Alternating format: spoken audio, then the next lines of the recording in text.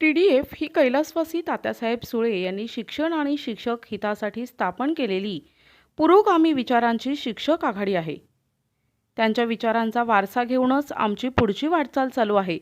विधान परिषद शिक्षक मतदारसंघात TDFच्या उमेदवाराला बाहेरून राजकीय पक्षांचा पाठिंबा मिळत असे, पण आज TDFचे नेतेच राजकीय पक्षात प्रवेश करून त्यालाच TDFमध्ये विभाजन म्हणत आहेत.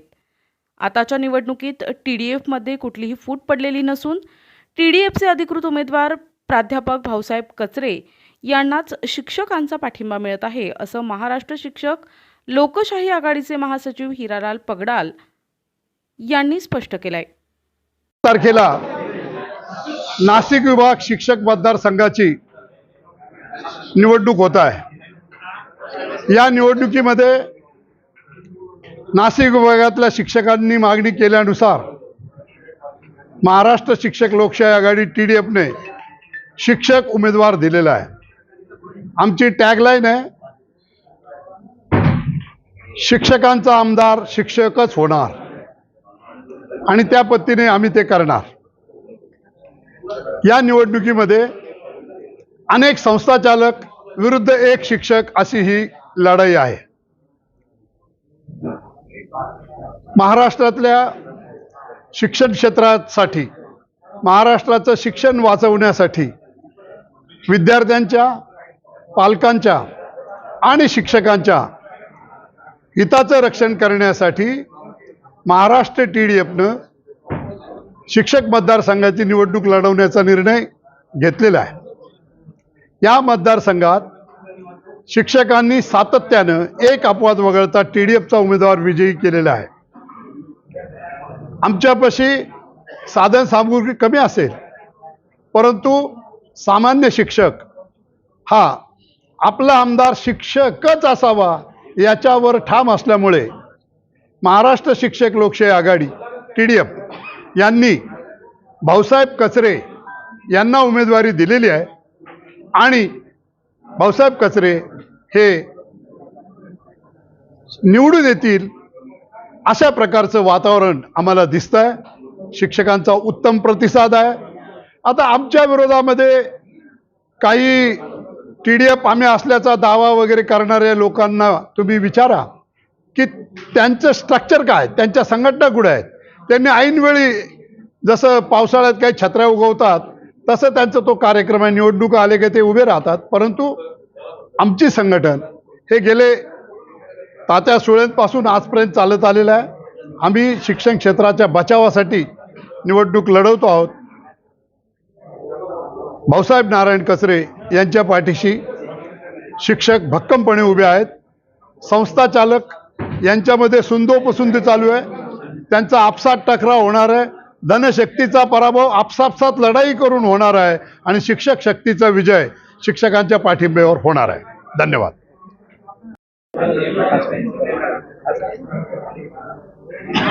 विधान परिषद हे वरिष्ठ सभागृह आहे. विधानसभेने घेतलेल्या निर्णयाची चिकित्सा येथे होते, आणि हे विद्वजनांचं सभागृह म्हणून संबोधलं जातं.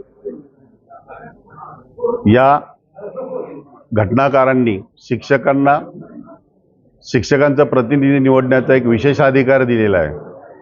परंतु यावेळी मात्र शिक्षक सोडून राजकीय पक्षांनीही याच्यामध्ये उडी घेतलेली आहे, आणि त्यांनी दुर्दैवाची बाब म्हणे कुठल्याही शिक्षक कार्यकर्त्याला उमेदवारी दिलेली नाही, तर शिक्षक नसलेल्या संस्थाचालकांना त्यांनी उमेदवारी दिलेली आहे. आम्हा शिक्षकांना गृहीत धरलेलं आहे. आमच्या गेल्या वेळी जे आमदार निवडून आले त्यांनी शिक्षण आणि शिक्षकांच्या प्रश्नाविषयी त्या सभागृहामध्ये कुठलीही शिक्षकांच्या प्रश्नांची मांडणी पोटतिडकीने केलेली नाही. शिक्षकांच्या समस्येमध्ये वाढ होत गेली, त्याच्याकडे दुर्लक्ष झालं. त्यांना शिक्षकांचे प्रश्न समजले सुद्धा नाही, कारण ते कधी शिक्षकच राहिलेले नव्हते. आणि शिक्षकच राहिलेले नसल्यामुळं जे नवीन नवीन प्रश्न शिक्षकांचे निर्माण झाले त्याच्याकडे त्यांचं दुर्लक्ष झालं.